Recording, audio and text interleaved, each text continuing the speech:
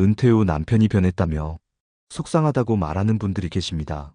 예전엔 참 자상했는데 요즘은 무뚝뚝해지고 뭘 해도 반응이 없어요.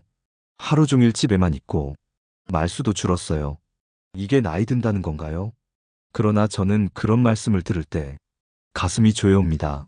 그건 단순한 성격 변화가 아니라 삶의 중심이 흔들리고 있다는 신호일 수 있기 때문입니다.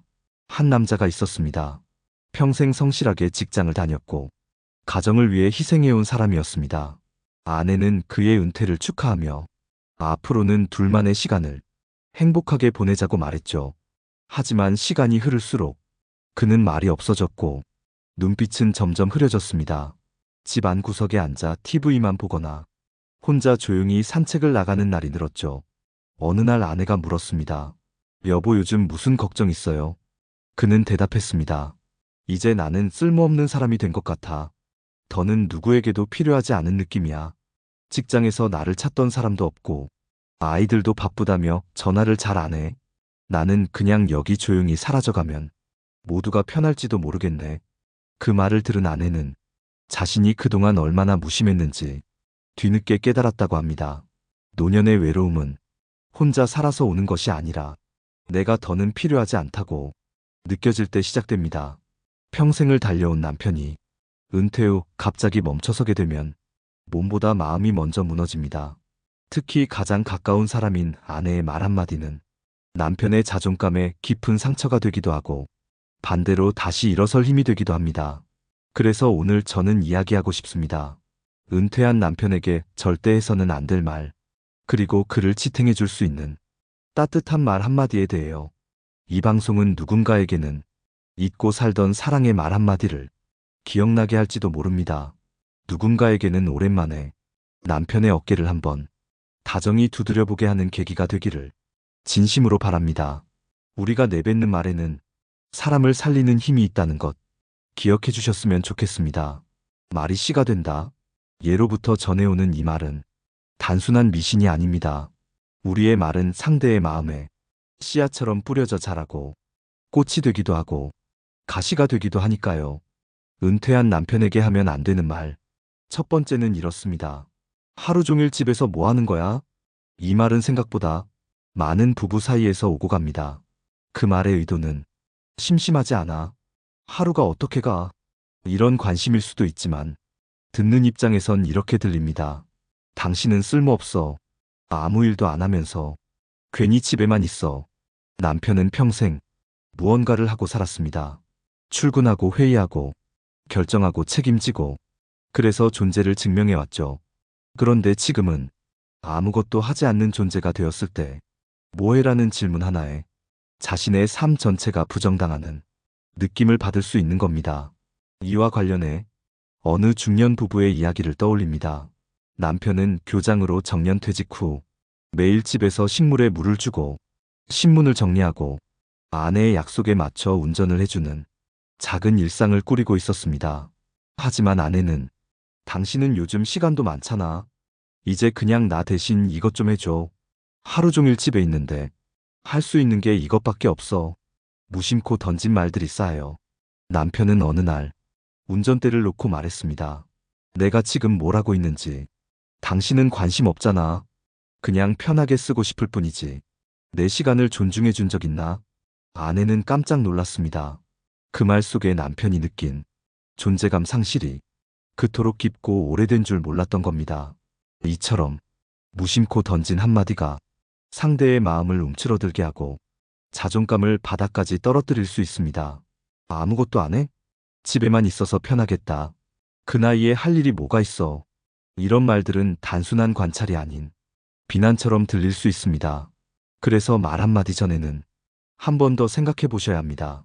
내가 지금 말하려는 건 사실 걱정인지 아니면 내 마음속 짜증을 상대에게 투영하는 건 아닌지 말입니다. 중국 고전인 논어에는 이런 말이 나옵니다. 말은 사람을 밝히기도 하고 사람을 어둡게도 한다. 부부는 서로를 가장 잘 아는 관계입니다. 그래서 더 조심해야 합니다.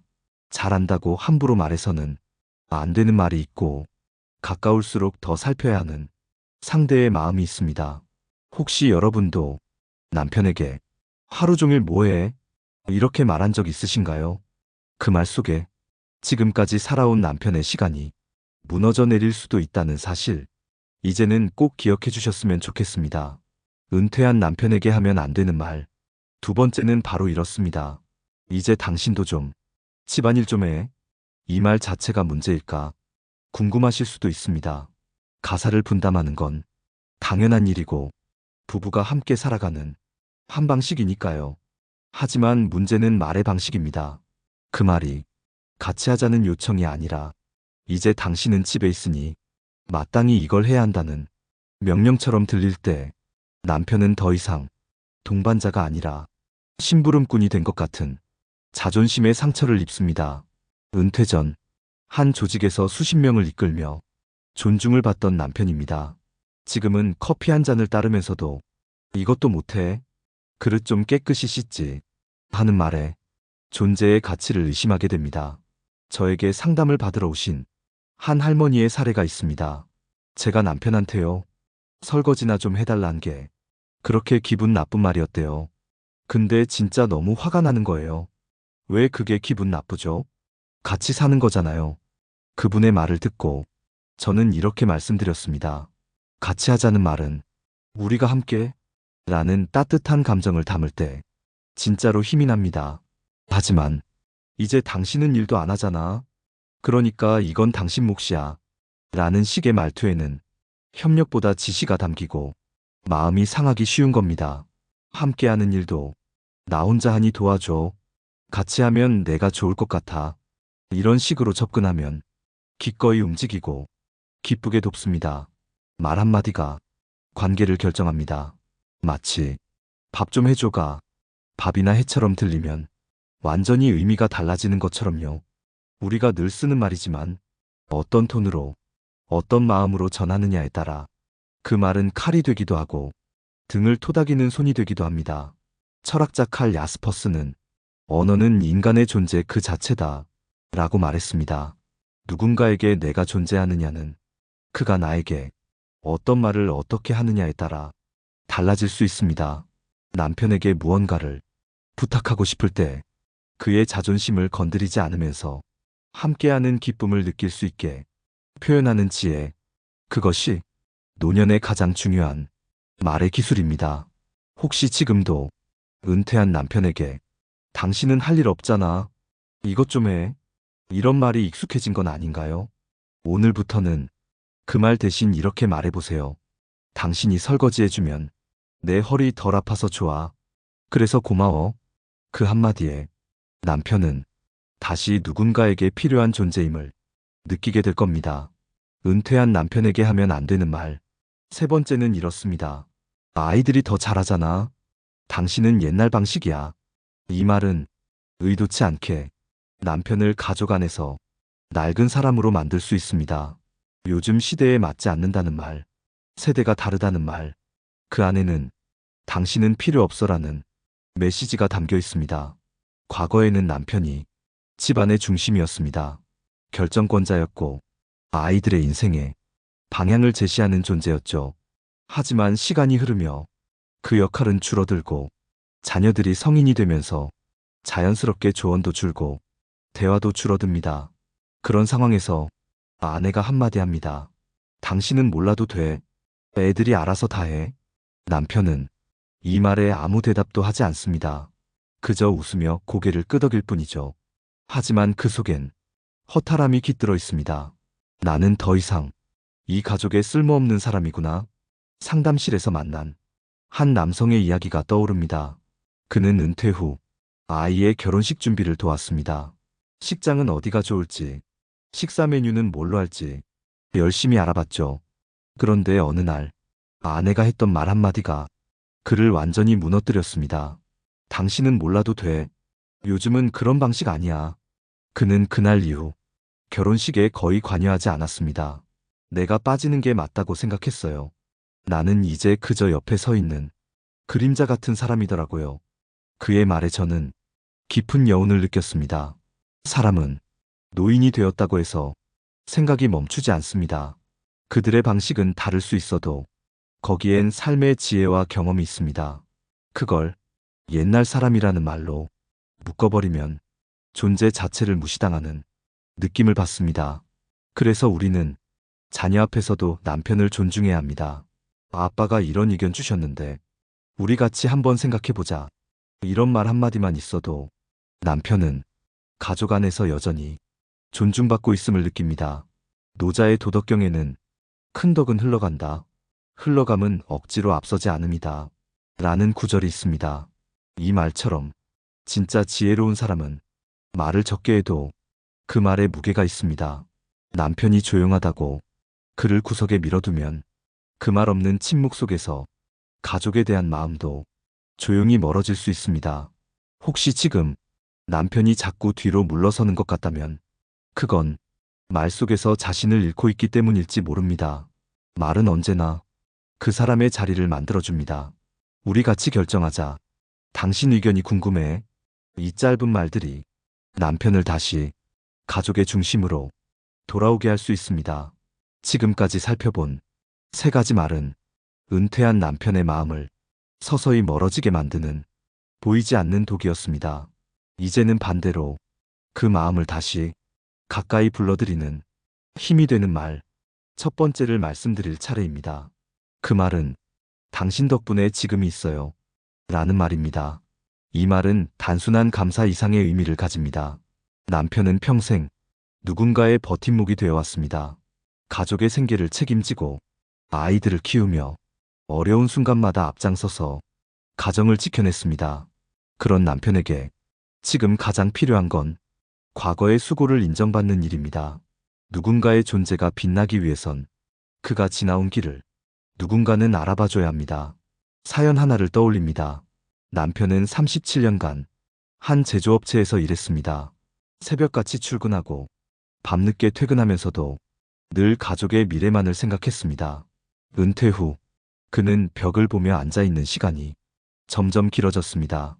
어느 날 아내가 조용히 다가가 말했습니다. 여보, 우리 아이들 잘 커준 것도 이 집이 있는 것도 내가 병원 걱정 없이 검진 다닐 수 있는 것도 다 당신 덕분이야. 그 말에 남편은 아무 말 없이 고개를 끄덕이더니 작은 목소리로 이렇게 말했습니다.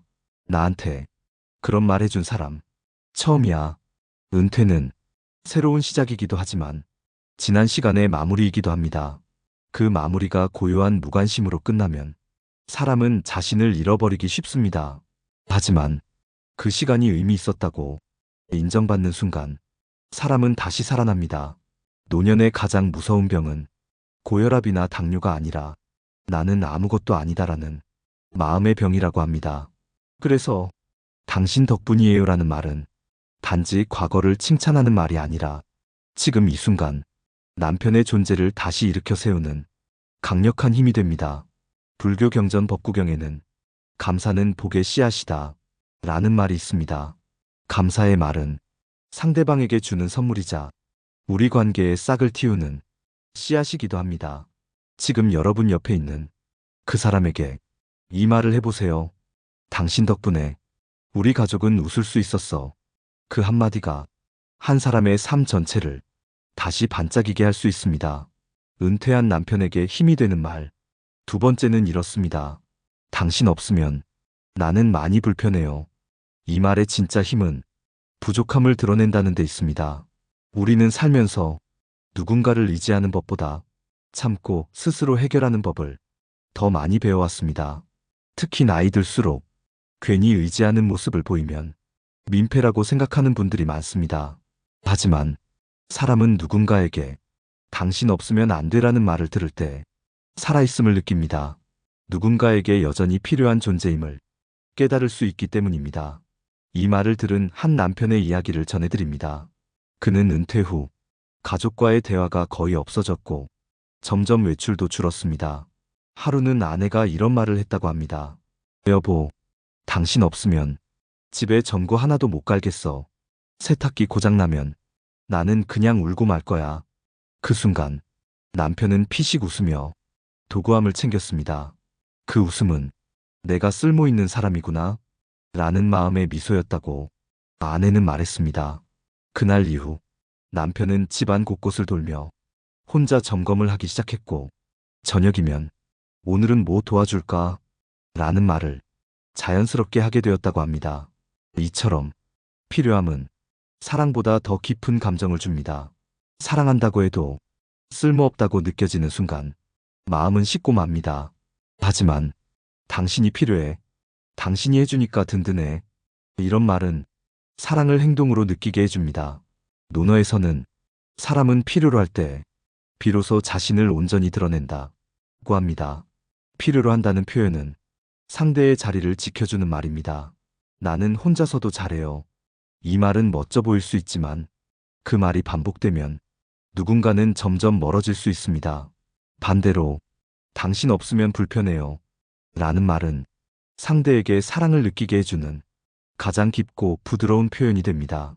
그 말이 남편의 어깨를 다시 세우고 가족 안에서 당당히 걸을 수 있게 해줍니다. 지금이라도 늦지 않았습니다. 오늘 집에 돌아가서 가장 단순하지만 가장 강력한 이 말을 한번 건네보세요. 당신 없으면 나는 불편해요. 그만큼 당신이 소중해요. 그 말이 남편의 하루를 바꾸고 당신의 관계를 조금 더 따뜻하게 만들 것입니다. 은퇴한 남편에게 힘이 되는 마지막 말. 세 번째는 이렇습니다. 당신이 있어서 참 좋아요. 이 말은 지금 이 순간의 존재를 그대로 인정해주는 말입니다. 과거가 아니라 성과도 아닌 그냥 지금 곁에 있다는 사실만으로 고맙고 좋다고 말하는 것. 그 자체로 남편의 존재감에 따뜻한 온기를 불어넣습니다. 한 상담 사례를 떠올립니다. 70대 부부였고 남편은 퇴직 후부터 몸도 마음도 점점 움츠러들었습니다. 아내는 이런 남편을 보며 답답했지만 어느 날 그가 좋아하던 된장찌개를 조심스럽게 끓이며 이 말을 꺼냈습니다. 나는 말이야, 당신이 옆에 있어서 참 좋아. 아무것도 안 해도 그냥 거실에 앉아있는 당신을 보면 참 든든하고 안정돼. 그 말을 들은 남편은 표정 하나 바꾸지 않았습니다. 하지만 그날 밤 그는 아내에게 처음으로 먼저 말을 걸었습니다. 나도 그 말 참 고마웠어. 사람은 누군가의 말 한마디로 다시 살아갈 힘을 얻습니다. 지금 우리가 겪는 노년은 몸이 아파서가 아니라 내가 누군가에게 필요하지 않다는 외로움에서 병들기 시작합니다. 그래서 말의 온도는 무척 중요합니다. 당신이 옆에 있어서 참 좋아요. 이 한마디는 사람을 다시 일으키고 삶을 이어가게 만듭니다. 우리는 때때로 거창한 말보다 작고 부드러운 말 한마디가 오래도록 가슴에 남는다는 것을 잊고 살아갑니다. 이제 마무리하며 오늘 우리가 나눈 핵심 메시지를 다시 되짚어봅니다. 은퇴한 남편에게 절대 해서는 안 되는 말. 첫째, 하루 종일 뭐 하는 거야? 둘째, 이제 당신도 집안일 좀 해. 셋째, 아이들이 더 잘하잖아. 이 말들은 무심코 던졌지만 남편의 자존감에 깊은 상처를 남길 수 있습니다. 반대로 남편에게 힘이 되는 말. 첫째, 당신 덕분에 지금이 있어요. 둘째, 당신 없으면 나는 많이 불편해요. 셋째, 당신이 있어서 참 좋아요. 이 말들은 그가 가족 안에서 여전히 사랑받고 있다는 가장 강력한 증거가 되어줄 겁니다. 지금 방송을 듣고 계신 여러분, 혹시 오늘 저녁 남편에게 어떤 말을 처음으로 건네보실 건가요? 지금이라도 그 한마디가 필요합니다. 우리는 서로를 말로 키우는 존재입니다. 존중은 멀리 있지 않습니다. 하루 한번 따뜻한 말을 건네는 것으로 충분합니다. 말의 습관이 삶의 온도를 바꿉니다. 오늘 방송이 여러분의 관계에 작은 온기를 불어넣는 시간이었기를 바랍니다. 들어주셔서 감사합니다. 댓글로 여러분의 이야기도 함께 나눠주시면 또 다른 누군가에게 위로가 되어드릴 수 있습니다. 좋아요와 구독도 따뜻한 응원의 한마디가 됩니다. 다음 방송에서는 아내의 잔소리가 왜 남편의 건강을 지키는가? 라는 주제로 찾아뵙겠습니다. 그럼 오늘도 따뜻한 하루 되세요.